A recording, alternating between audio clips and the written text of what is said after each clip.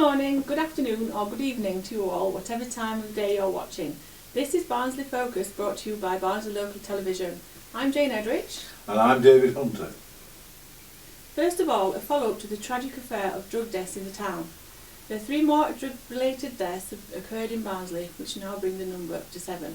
South Yorkshire Police have issued a statement saying that their officers are working with voluntary organisations that are helping those with drug problems to prevent further fatalities. Heroin being sold on the street may have been contaminated with carfentanil or the substance fentanyl, which are 100 times more potent than heroin and therefore likely to be lethal. The police are again appealing with anyone for any information about this matter to contact Crime Stoppers on 0800 555 111. We'll show the number again at the end of the programme. Thank you, Jane. On the 8th of June, we shall probably have the most important election since 1979. The government we elect will not only determine our future relationships with Europe and the rest of the world, but also what kind of society we shall become. Whether the health, social care, welfare services are fit for purpose, whether the economy is working for the benefit of everybody, whether tax systems ensure that we all pay our fair share. It will also decide whether the schools our young people attend will equip them with the skills, knowledge and experience vital for their future lives. Your vote is vital, so please use it. If you are not registered to vote, you can do so online at the link at the bottom of the screen. We'll show it again at the end of the programme. Old Town Ward councillors, together with local residents, have put forward a proposal for a traffic regulation order to stop discrimination and dangerous parking in the Summer Lane, Pogmore, Victoria Crescent and Greenfoot Lane areas of the Old Town Ward. No official scheme has been drawn up yet, but should go ahead. It will see no waiting restrictions introduced. The musical genius Ed Sheeran has signed a guitar to help Barnsley Youth Choir raise £50,000 to travel to Latvia for the European Choir Games this summer. The choir, officially ranked fifth best in the world, numbers 300 young people from across Barnsley. A team of 61 of its top singers hopes to travel to Riga to take part in the competition. When they last competed 2 years ago, the choir came away with 3 gold medals. Matt Wright, the musical director of the choir, said, "I am thrilled that Ed has done this to support the choir."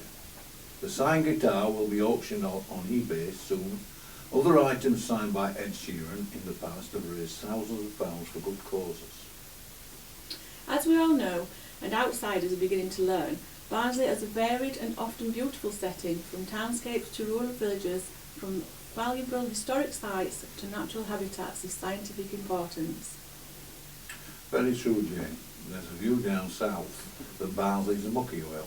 All slag heaps and grimy terraced houses, whose inhabitants wear flat caps, breed ferrets and race whippets. Well, I've never worn a flat cap in my life. I don't doubt it, Jane. But even in these beautiful green hills at the Dales of Barnsley, rural life isn't what it was unless you're a landowner or a successful tenant farmer. So we thought we would find out firsthand and sent David to talk to a resident in a small village to visit to the west of Barnsley about the benefits and challenges of life in the countryside. Hello, here we are in Dunford Bridge, sunny Dunford Bridge, and it's blooming freezing. I'm here to talk to Michael Drury, long-term resident, to talk about the challenges and issues of living in this wonderful rural community. Hello, Mick. Hello, how David. are we doing? I'm fine, David, thank you. Can they tell me how long has I lived here and what the heck persuaded you to move out here? Well, that thing is probably a woman, but that's another story.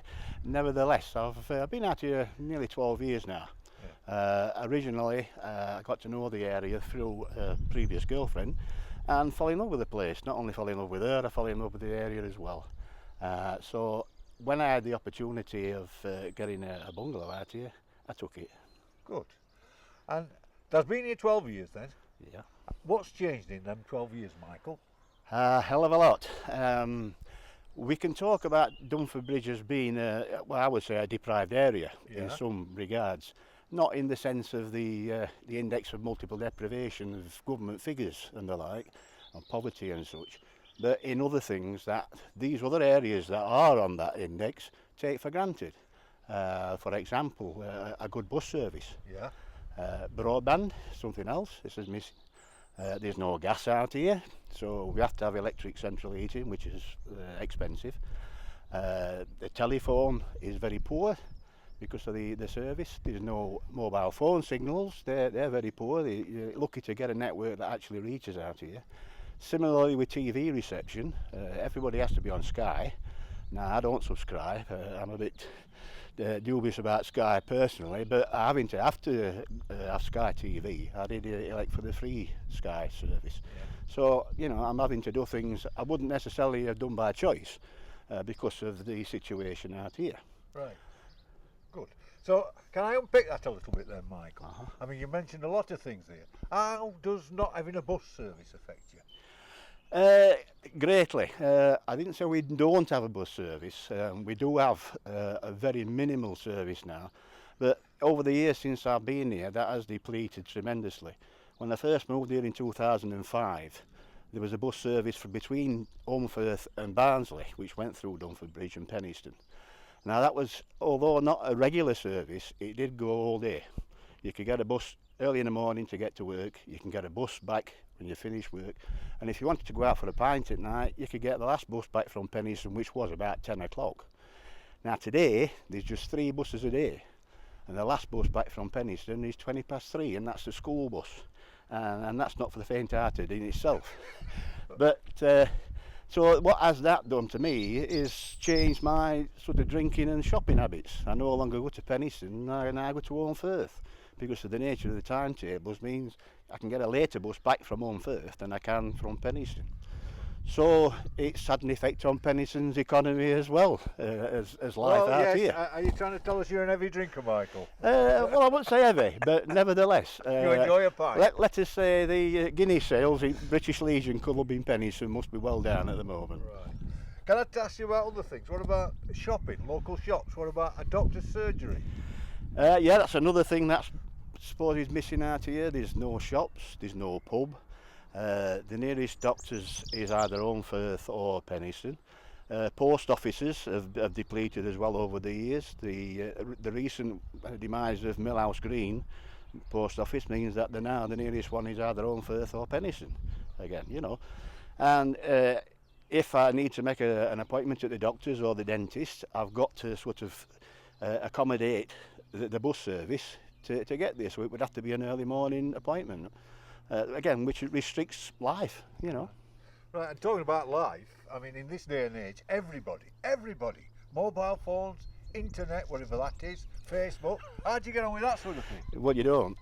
Unless you've got some money and you're prepared to pay for satellite broadband, which not only is more expensive, it's not as good as the fibre optic, which we are destined to have, we are told, now in 2018. Right. Now, when I first moved out here in 2005, I signed up with BT for my telephone, a broadband package. They sent me a router, and I plugged it all in and set it all up, and couldn't get out to work.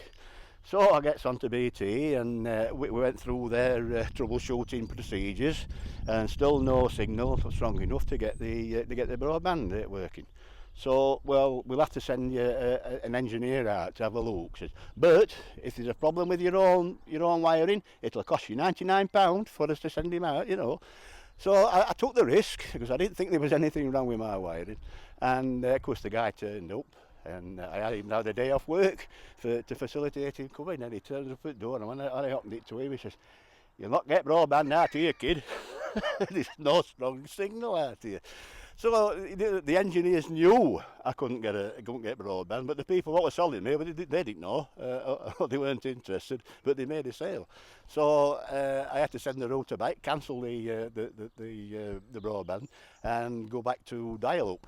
Now that's another issue, because BT, in their wisdom, or more than likely in their quest to get back the telephone subscribers that they lost to these internet service providers on dial-up, they abandoned the dial-up platform. So now we went from you know, the very poor, frustrating to use dial-up broadband, to the dial-up internet, to nothing. Now, unless, like I said, unless you can afford the satellite system, you've got nothing. So basically, I have to go to the library to use a computer there to have a look at my emails, or find a pub that's got free Wi-Fi and look at my emails on there. So again, more problems. So the library, nearest library is Penistone? There's one in Firth as well, but yes, Firth the and next one Penistone. in Barnsley is at Penistone, yeah.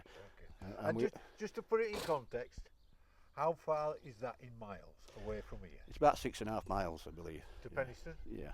Right.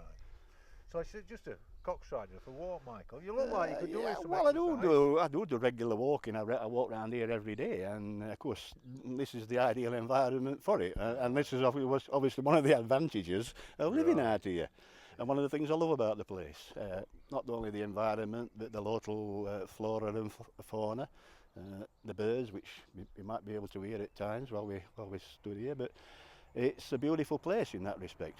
Yeah. We see things in nature that, being from Sheffield originally, smoky old town, the only sort of wildlife I got there was sparrows that coughed, you know. Out here, I've seen numerous varieties of birds, and of course we get rabbits, hares, hedgehogs, even a deer. I've seen a deer out on the moors at times, you know. So it's a beautiful place. And neighbours you've got, alpacas. Alpacas, yes. They domesticated them. Well, so I'm told. Right. Well, thank you, Michael. Thank you for your time. No problem. Lovely talking to you. Thank you very much, Bye-bye. David. Bye. Today, May the 8th, marks the start of Mental Health Awareness Week, which coincides with BLTV starting a production of a season of programmes on mental health. A quarter of the UK population, meaning 65,000 people in Barnsley alone, suffer from mental health issues. We are looking for volunteers to help us.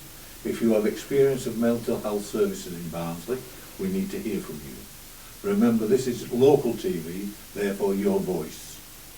That's all for this fortnight, viewers. Tune in again in 2 weeks' time when we're back with more Focus. We'll see you then.